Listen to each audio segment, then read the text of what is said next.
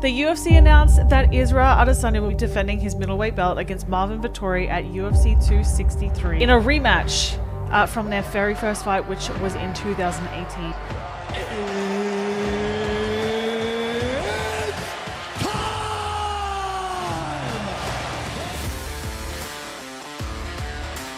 Israel Adesanya and Marvin Vettori are set to battle for the second time in June at UFC 263. Their first fight went to the distance. Let's analyze and see how this one could go. So, how did we get here?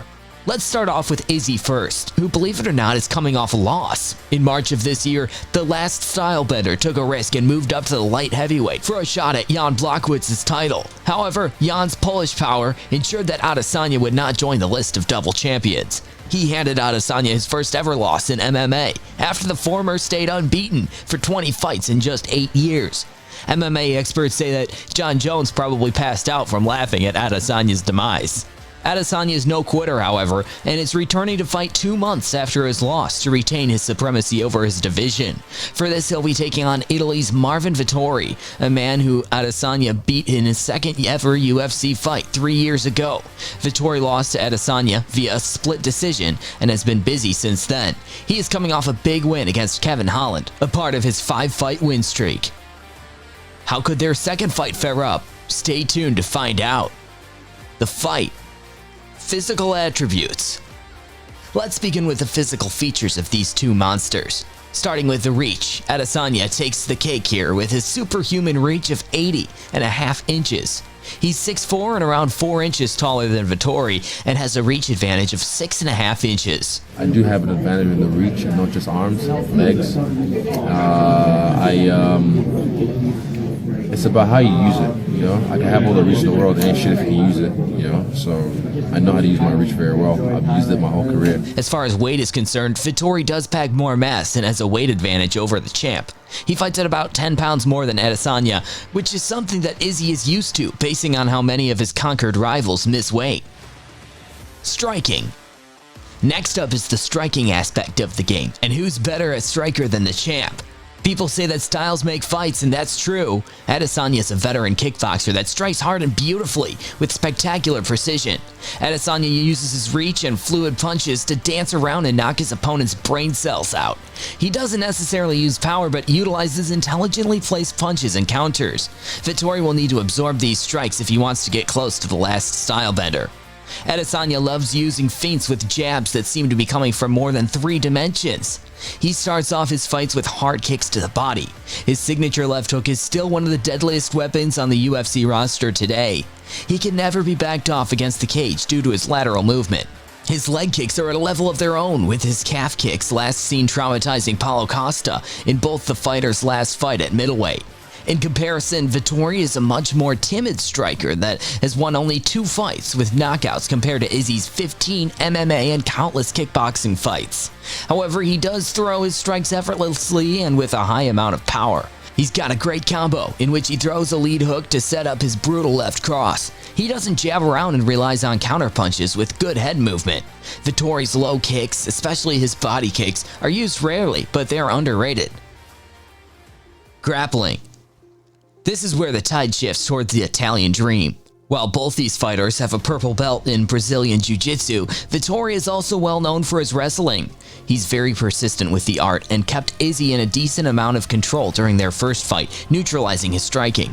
Vettori got outstruck by Kevin Holland during their fight, but he managed to win on the basis of his takedowns. Vettori also completely dominated him on the ground. Vettori is much heavier and stronger than Adesanya, and this will come into play to help him when they're on the ground.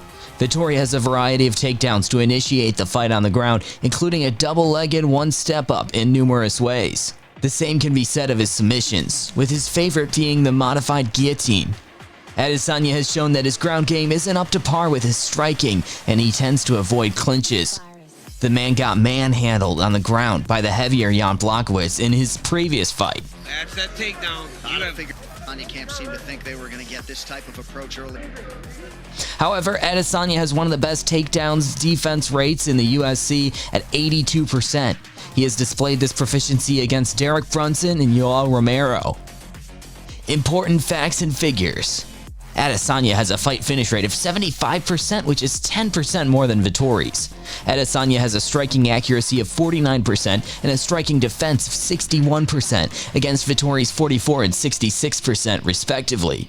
Adesanya has the second highest takedown defense rate in the UFC middleweight history, and he has just one submission attempt in the 10 UFC fights that he's had. Vettori averages 4.14 significant strikes landed per minute, slightly more than Izzy's 3.95. But he also takes more shots at 2.9 strikes per minute compared to Stylebender's 2.63. Cardio. Adesanya has an impressive training regimen for cardio, with his latest videos showing him Naruto running on the scorching hot beaches of Auckland. Unsurprisingly, he has some of the best cardio in the UFC. Adesanya has no problem going the distance and will switch stances to outstrike his opponent, even if it's in the 5th round. Not a problem when you can retain your precision and punching power. Vettori is no slouch, and he has won 4 of his last 5 fights by going the distance and picking up unanimous decision wins. He'll go to war if he has to and keep his aggression up until the dying moments of the fight, as proven by his 25-minute bout against Jack Hermanson before he beat Kevin Holland. Even though Adesanya has the edge in this category, Vettori's gas tank isn't far behind. I can be here forever if I have to. And yeah, man, so I don't think about time. And when I'm in shape, I'm in shape. And, you know, nobody can sprint for 5-minute rounds. It's it's everything. It's about energy management, you know. And you know, I felt good. And if I feel good, I can go 10, 15 rounds. So that's it. Chin. Hitting your opponent and stretching them out is great and all, but you should be able to take the punishment that they dish out as well. Both the fighters are not known for being dropped from shadowboxing, as their fellow middleweight Luke Rockhold is. But this round goes to Vettori, as he doesn't have a strong chin. He's got a fortress. He doesn't seem to wilt even when fights go into deep waters. His resilience is second to none in the UFC, and he's determined to win. Moreover, the Italian Dream has also never been knocked out in his entire professional career. Kevin Holland tagged him many times, but he still lasted all 5 rounds to beat him. Vettori will need this chin more than ever on UFC 263, as Adesanya utilizes his unusually long reach to hit his opponents from miles away. He'll also risk it all when he'll try to take down Adesanya, because he'll have to close the distance. This and Adesanya's takedown defenses are quite the hindrances for a grappling elite such as Vettori. In comparison, Izzy has been knocked out several times in his kickboxing career, despite the punches being sugar-coated with better padding. He recently got rocked by Blachowicz in their battle, but still managed to last all 5 rounds with the Polish brute. Mentality. This one's a factor in this fight, more so than usual. Cage fighting is no ballet, and fighters need to be mentally sound in order to perform their best. They also need the will to win. So what exactly seems to be on the minds of these two killers? Well, all Vettori has said before the fight are fighting words, as the man seems to be offended by Adesanya. He said that Izzy disrespected him by telling him that they'll never fight again, and that he was going to serve revenge on a cold plate to the champ. Vettori has constantly talked trash about Adesanya, and fans say that the champ lives rent-free in his head, which isn't the best thing. He's been trying to hide everything that he did in the last camp. He's trying to publish things that he wasn't doing, and you know, I'm more clear about that. I'm more like, I'll beat him everywhere. I got no problem. Man, I stand with Fabricio Verdun day in, day out, with a guy trying to knee your face like every second of the round, and he's a heavyweight. And then I can't be scared of a guy like this. I'm really confident and excited. Adesanya, who likes to turn everything into comical anime references, is coming off of a loss which he didn't take well, and seems to be motivated to do better. With my own thoughts. A lot of people don't like to be with their own thoughts because they don't like what's happening up here. But you have to face yourself so you can learn how to beat yourself in a way. So yeah, if I can conquer myself, I can conquer anyone. So yeah, this is a part of not just my training, but just life in general, learning how to just be alone with my own thoughts and enjoy my own company.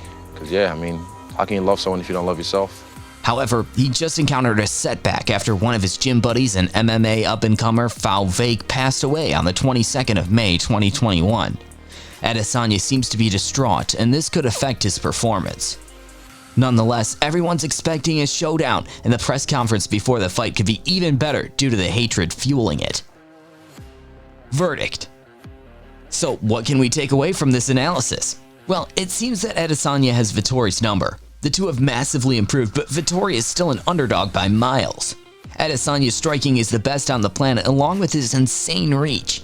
If Vettori tries to engage in stand-up with Adesanya, he's likely to get dropped.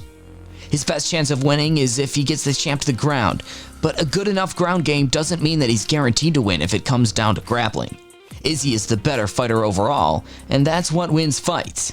To conclude, Izzy's the real deal, but don't count Vettori out. Let's see if he can overcome the odds to become the first ever Italian-born UFC champion. If you don't agree with this analysis, do let your heart out in the comments. If you've enjoyed the video, then do hit like and subscribe if you haven't already. See you soon.